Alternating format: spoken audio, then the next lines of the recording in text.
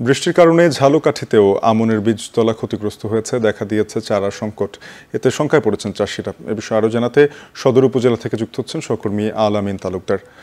আলামিন, জানাবেন আবাদের লক্ষ্যমাত্রা পূরণে কৃষি বিভাগ কোনো ধরনের পরামর্শ দিচ্ছে কিনা, কৃষকরা কি বলছেন?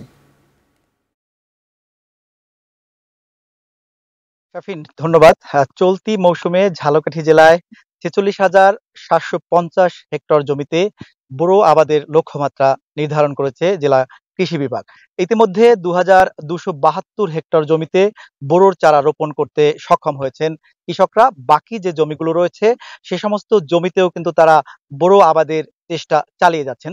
তবে সবচেয়ে যে সমস্যাটি হয়েছে সেটি হচ্ছে গেল জুন মাস জুড়ে বোরোর যে বীজতলা এবং চারা উৎপাদনের চেষ্টা করেছেন কৃষকরা, কিন্তু অতিমাত্রায় বৃষ্টি এবং পানির প্রবাহ বেশি থাকায় স্থানীয় যে ফসলের মাঠ, সেই মাঠ কিন্তু পানির নিচে নিমজ্জিত রয়েছে মাস জুড়ে।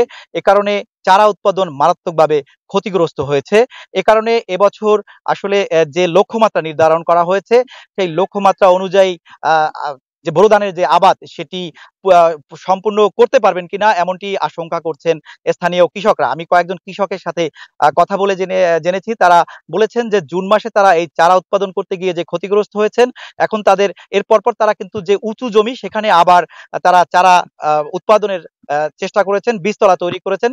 কিন্তু সেটিও কিন্তু বৃষ্টির কারণে ক্ষতিগ্রস্ত হয়েছেন। তারপরেও যে চারা এখন পর্যন্ত উৎপাদন হয়েছে সেটি দিয়ে কিন্তু তারা চেষ্টা চালিয়ে যাচ্ছেন। আমার পিছনে যে আসলে ক্ষেত রয়েছে ফসলের, এটিও কিন্তু এখন পানির নিচে নিমজ্জিত। এ কারণে চারা রোপণ করতেও কিন্তু তারা বেগ পেতে হচ্ছে।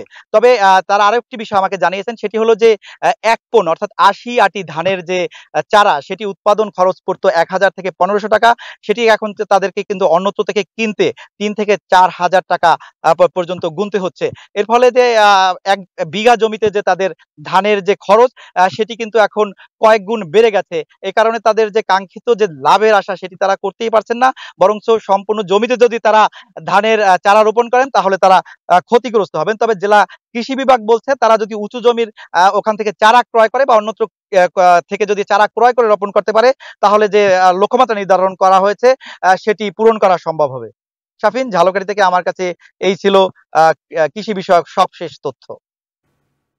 আলামিন তালুকদার যুক্ত হয়েছিলেন ঝালকাঠি থেকে। এখন